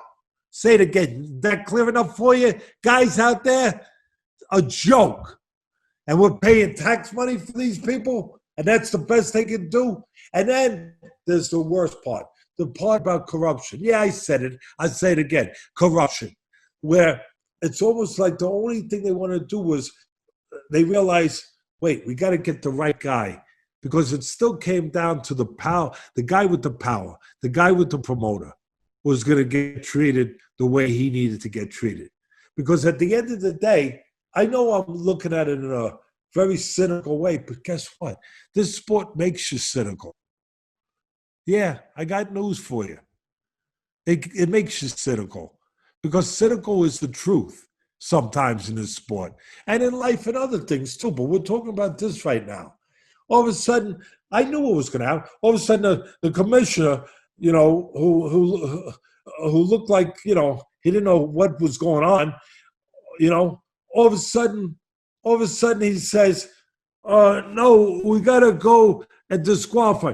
In other words, you got to do whatever. You got to change 5 different things you said already. maybe 6, maybe 7. Now you got to go right back and change all of them to what you really intended to do, what you really need to do. Make sure the guy with the promoter gets out of here with his title. So at the end of the day, you went through all this stuff, all these things, and you say, he's got to be disqualified. It's a DQ. Because it gets you to where you want to be. If I'm right, that's corruption. Again, this sport's corrupt. I know it's the greatest sport in the world for me. I put over 45 years into it. It's the greatest sport in the world. But the fighters and the sport and inside the ring, what happen, that's great. That's great. And sometimes it's beyond great. Because life can sometimes be a little unfair. It can. And sometimes you don't get a fair chance. And sometimes, you just get brought up in the wrong circumstances. A child gets born into terrible circumstances. And it's terrible. It's like that poor kid, that MMA wrestler who got executed in Tehran. The Iranian kid. What's his name? Naveed. Life's not fair, Ken, in that way. That kid is a good kid. That kid was a world champion wrestler. That kid faces things that the average person never faces. Faces his own inhibitions, his own fears, his own doubts, his own physical limitations, gets in the ring with another man, puts it online. And because he took part in a peaceful demonstration against some of the practices in his country, he was executed a few days ago just for doing that. And that's not fair. And what I'm saying about this sport, when it's done right, the premise of this sport that makes it so special to me, Ken, is that when life's not fair, when maybe you were born in the wrong place, when maybe you don't have the right parents, maybe you have terrible everything, so many things, you don't have food to eat to be what you want. But one thing about this sport, you get to a place in your life where if you're determined enough, if you train well enough, if you train hard enough, smart enough, it fits in your heart, inside you, to be able to be the best. And your dream is large enough to go along with that spirit. On one given night, you can get in the ring, and for 36 minutes, Ken, you can make life fair. At the end of the day, with all those things, you can erase them all. And you can get your hand raised and be called champion, the best in the world. You can be called world champion. That's what's special about this sport. You can erase all the eradications of things in the world, all the way that the life has treated you unfairly, poorly, has pissed on you maybe. But on one given night, if you're up to the challenge, you can get in there and you can be the best. You can make everything right, even the playing for one night. That's a great sport. And people chase that. But what's not great is the corruption that's inherent in the sport with the so-called administrators, the so-called caretakers of this sport. What the fighters do is noble. What the sport reflects and what it represents is noble. It's beyond noble. It's promising. It's hope. The greatest word in the world, hope. That's what the sport is, hope. But that hope is splattered all over the place when these people come in with their agendas because they want to make money and they want to be on the side of somebody who has the power and they want to be able to take care of their own mission instead of the mission that it's supposed to be, to make sure the sport is put forward the right way. And I see it all the time and I'm sick of it. It makes me want to puke. And you can see some of that again, that at the end of the day, this freaking commissioner and everybody else, they all, and what do they come up with? They come up with, We'll DQ the guy, so the guy that we need to win will win. We'll DQ the guy. Well, why didn't you DQ him 5 rounds ago, 4 rounds ago? If you're going to DQ him, nobody asked that question. There's nobody to defend these fighters. That's exactly what I was thinking. There's nobody to defend these fighters. There's no lawyer that all of a sudden pops out of a back room and says, wait, hold on. That doesn't exist in this sport. You don't get all of a sudden get legal counseling. This poor kid, he all of a sudden he's got no. He could have won a world title. I know it's not the way you want to win a world title, but he was coming on. Maybe, who knows? Maybe he breaks down. Herring. What is Herring? Herring is a guy who's a good counterpuncher, good boxer. He's technically good, but he's not physically strong. He likes to box on the outside. It wasn't a great fight. There was a lot of tying up. Herring had dropped him. Herring was controlling the outside, but then he was clinching a lot because he didn't really want to engage too much because it wasn't smart for him, because that's not his bag. The other guy was physically stronger. Herring's not physically strong. He reminds me of some ways of Howard Davis Jr., who, of course, was special in a different way. He was part of that great Olympic team in 1976. I think the greatest Olympic team of all time, Howard Davis Jr. And he was a good pro, but he never won a world title. Or even Mark Breland, great amateur, gold medalist, Olympian too. Matter of fact, he was iconic in New York. He's a legend in New York, winning 5, 6 Gold Gloves. And he won a world title. But his downfall was he wasn't physically strong. Jermell's not physically strong.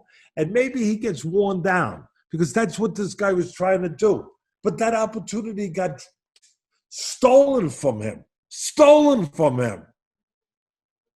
And again, at the end of the day, if you just understand the sport for what it is, for the dark spots of it, you knew what was going to, you knew at the end,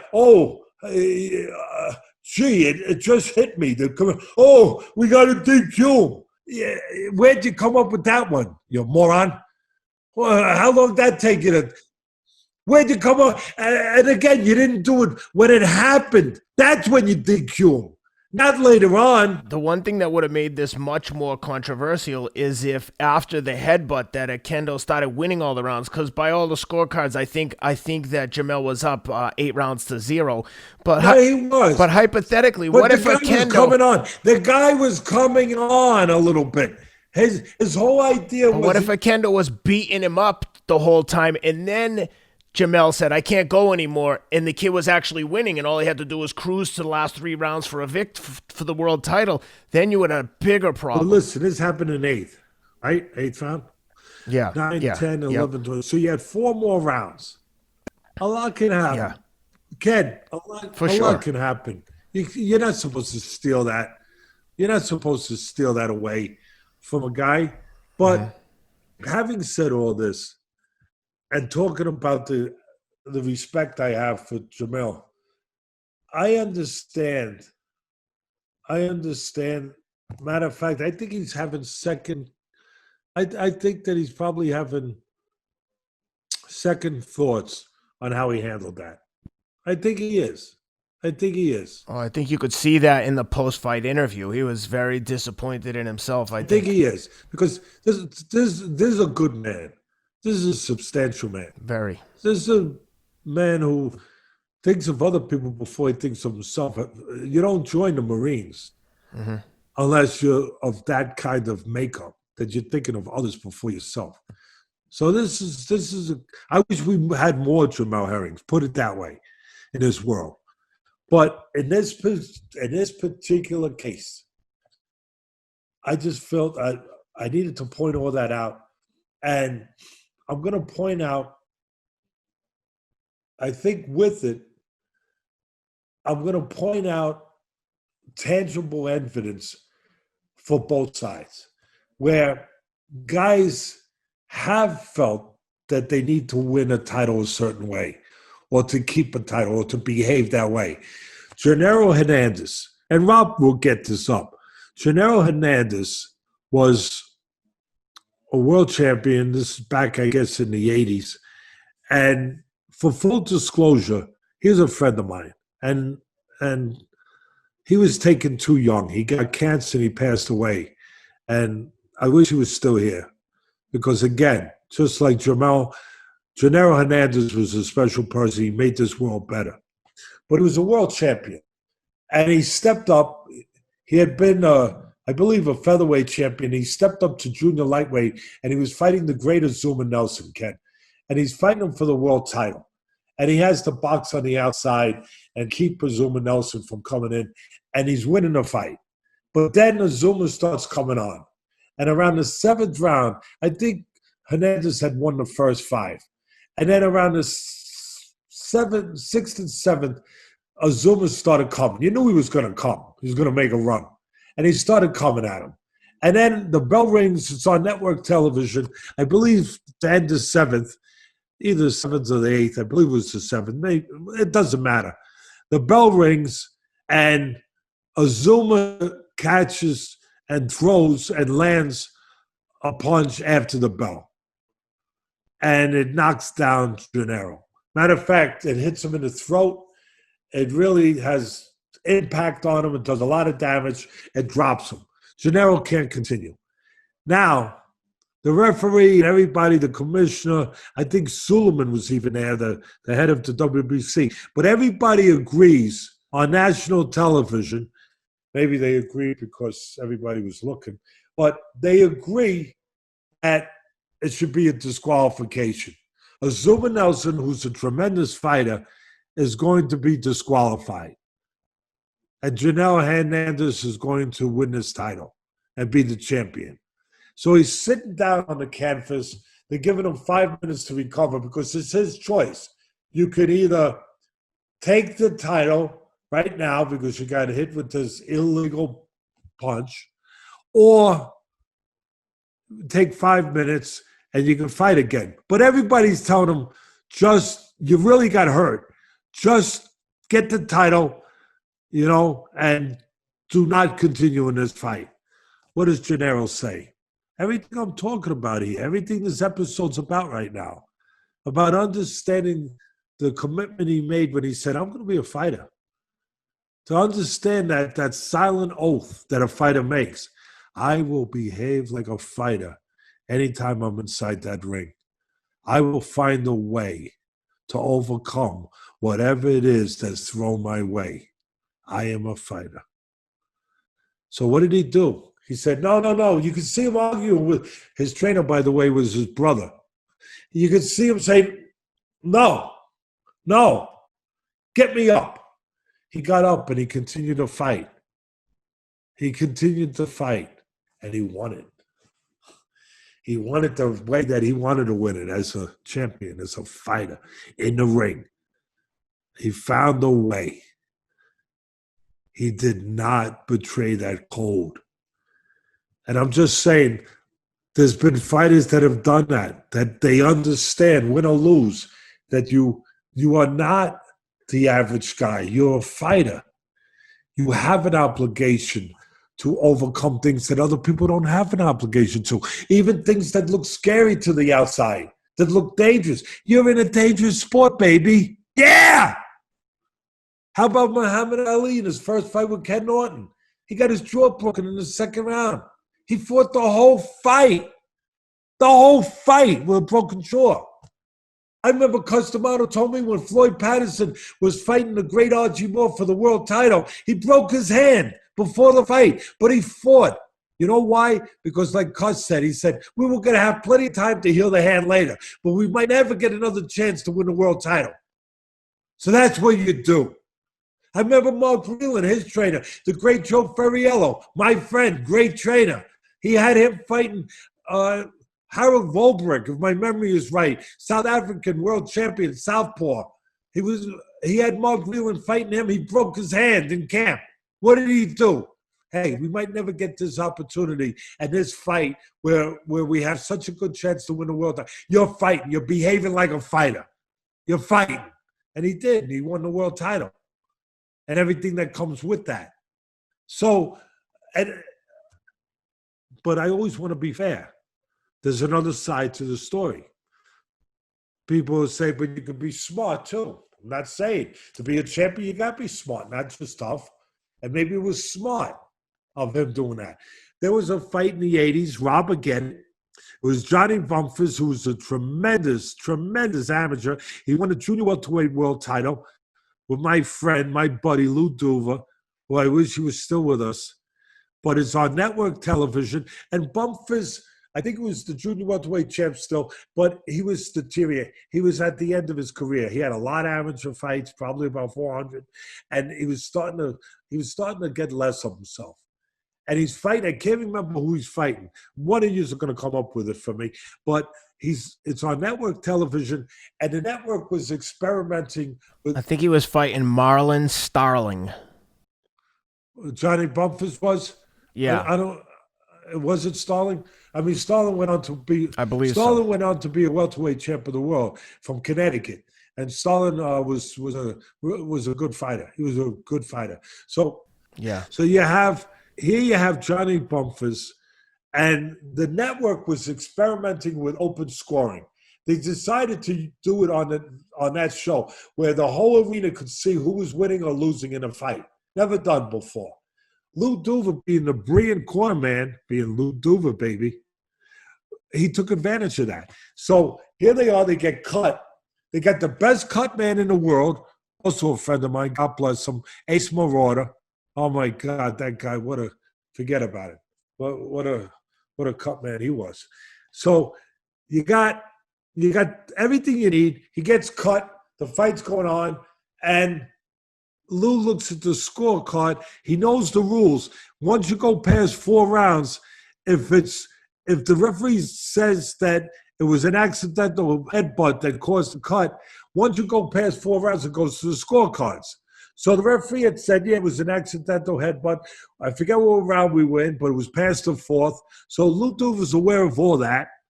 And he looks at the scorecard and he sees 2 things. He sees that they're up, but he sees that their lead is starting to evaporate. That Starling's coming on. He sees the storm clouds, and he ain't going to wait until they open up. He's going to do something. So what does Lou do? He sees it. He sees that his fight is fading. He sees he's up for the moment. He tells the great Ace Marauder, the best cut man in the business, you can hear him. You can hear him on his microphone. Don't touch it. Don't close it. Don't fix it. Leave it alone.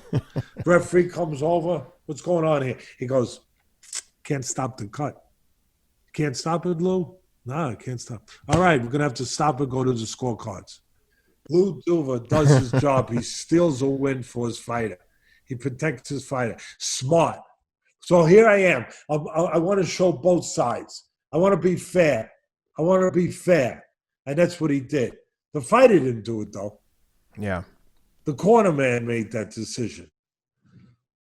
So what I'm saying is that you can look at it both ways, but at the end of the day, the history of the sport, the tradition of the sport, I know we have to look out for the lives of the people in it. Nobody's got to tell me that. But they know the inherent danger. And they also know the oath. They also understand the inherent danger, but also the inherent attitude of a fighter has to be, I will persevere. I will find a way. That's what people expect from their champions. And so I think we covered all elements of it. And at the end of the day, I think he made a mistake. I understand everything, but I think he made a mistake. I think he's sorry he made that decision.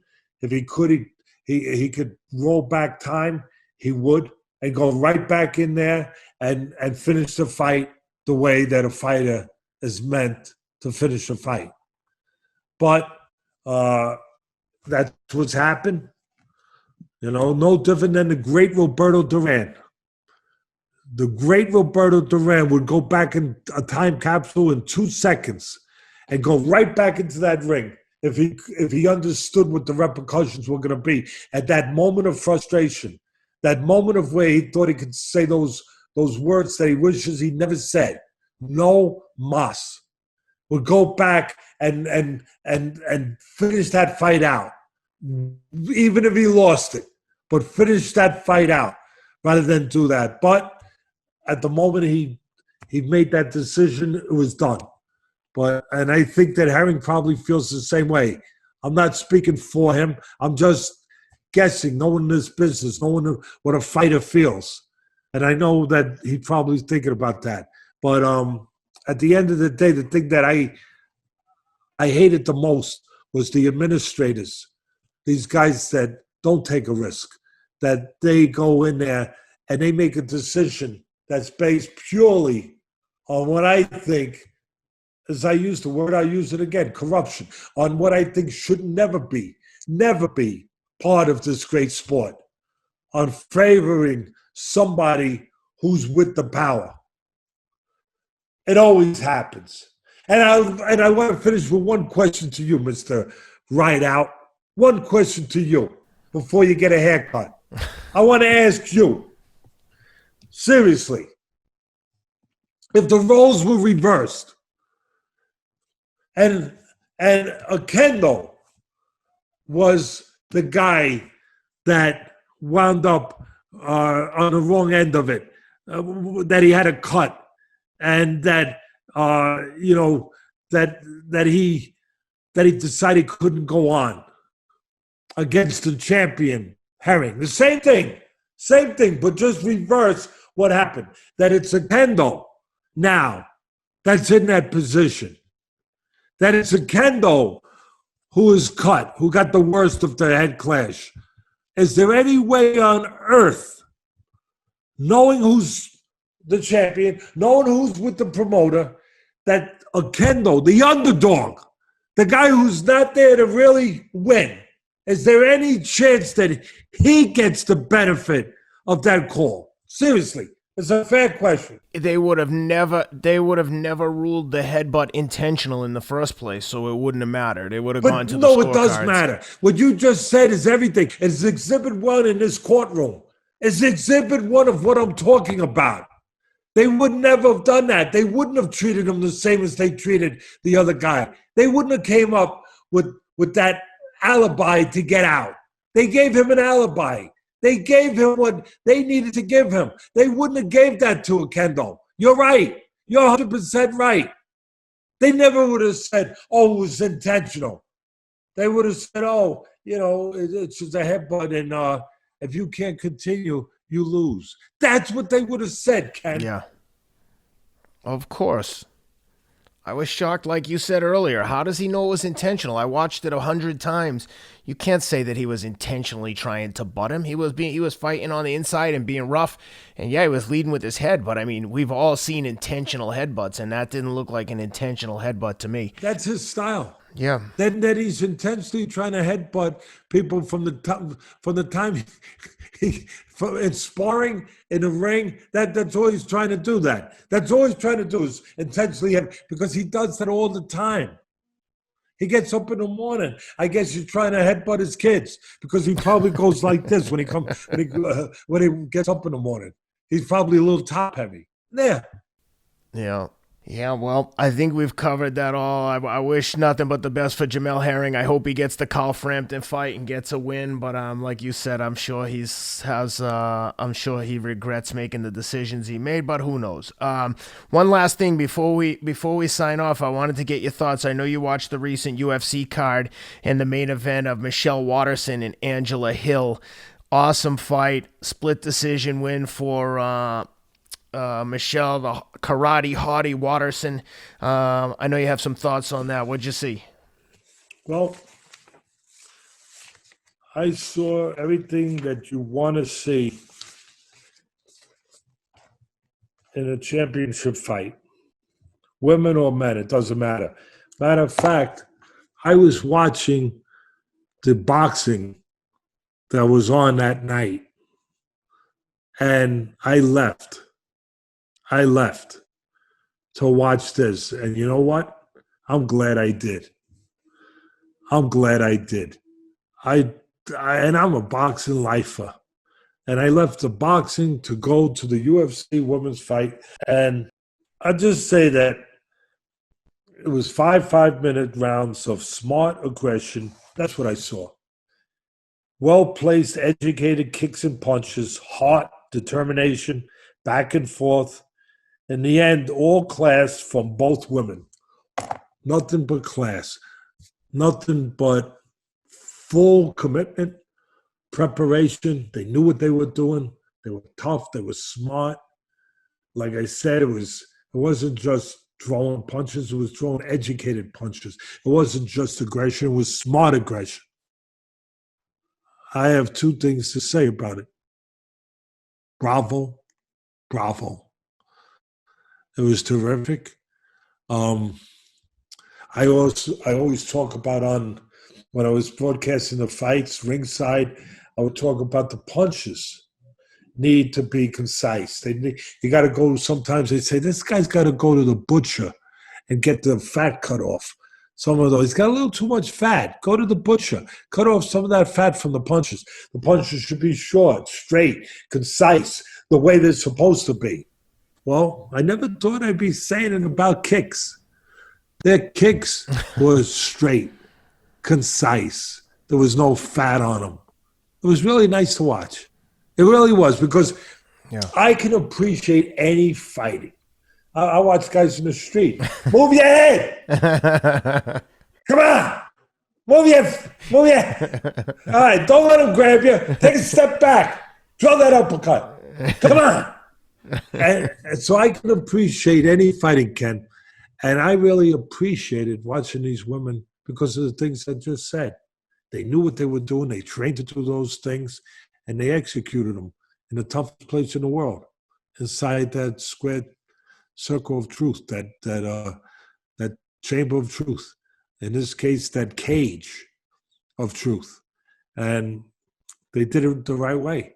They did it with expertise, with heart, determination. There were ebbs and flows in a fight. I'm going to finish it by saying I still like to see a draw. And I'm not the guy to call for draws, but that fight was so close. I was like, am I finally going to get a draw? Am I finally going to see a draw in UFC? I've never seen one. But it was that close. It was that competitive. They both did themselves proud. They did the sport proud. You know, I was almost going to say they did women's fighting proud, but I'm going to take that back. I'm just going to say they did any fighters proud.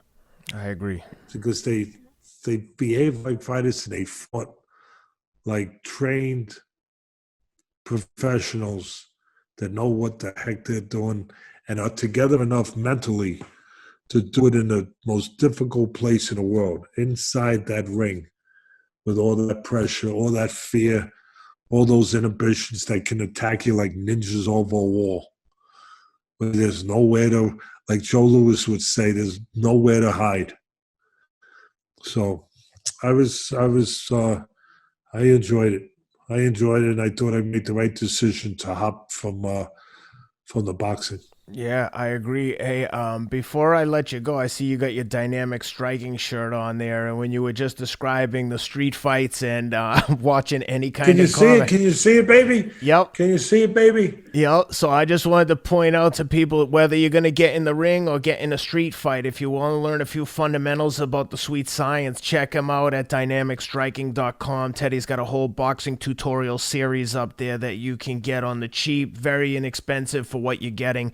So if you want to learn some basic punching and boxing footwork, etc., check them out at dynamicstriking.com and search the boxing videos by Teddy Atlas. And Teddy will also record a personalized message for you on Cameo if you are so inclined and would like a message from the legendary trainer and broadcaster Teddy Atlas. Check him out at cameo.com.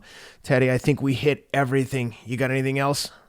Just, can I get a trim? Can I get you, man, to buzz me a little bit, touch me up, clean me up a little bit? I never look as good as you. I thought you were just going to say just win, baby, with the NFL back in action and Raiders get Just a win. win, baby. The Oakland. Las Vegas Raiders. I'm sorry. The Vegas Raiders, Raiders win. My son's team. Everything's right with the world. Today.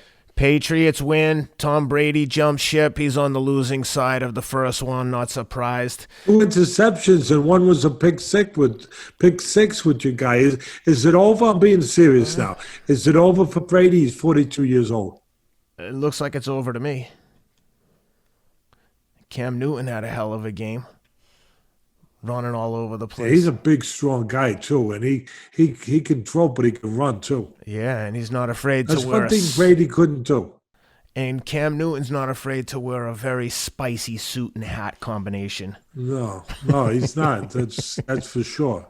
He's not afraid to do that. He will speak with his fashion statement. That's for sure. I like to see you in that outfit, Ken. I would. I would like to. I don't know about the loud colors. I do love a good hat, but some of his suits might be a little too spicy for me. Yeah. Well, listen, this was a long one, but let's see how the next few weeks of the NFL play out, and then we'll do a full NFL breakdown once we've had some more evidence and see where everyone stands. Hey, listen, Oakland Raiders, the Las Vegas Raiders, I'm sorry, I got to get used to that. Their offense looked real good. Their defense has to pick up a little bit. I think Gruden and Mayock and my son and everybody there is doing a real good job. They're committed to it. But one thing I'll say, even with the good and the bad, they found a way to win, baby. Because at the end, they had to make a play. Yeah, their defense has to get better. Yeah, but my son pointed this out to me right away when I forgot that that's not my realm. My realm is this place. And my son quickly moved me back. He said, I love you, Dad. But, that's his place. He said, but at the end, we did make a play we had to make. He said, that's why we won. That's right. I said, you know what? You're right. Just win, baby. What do you think? Patriots, Raiders, Super Bowl? Well, I can't talk for the Raiders, for the Patriots, but us, yeah. I like the sound. All right, Teddy. Well, listen, thanks for doing this. I hope you guys enjoyed it. If you like it, please leave us a review, share the links. A review on iTunes is the best thing you can give us, I think. And please support the sponsors. Once again, dynamicstriking.com, cameo.com, and check out the guys at mybookie.ag to get all your betting action in for the NFL. Teddy, thanks for doing this, and I will be in touch. Take care. Later, Ken.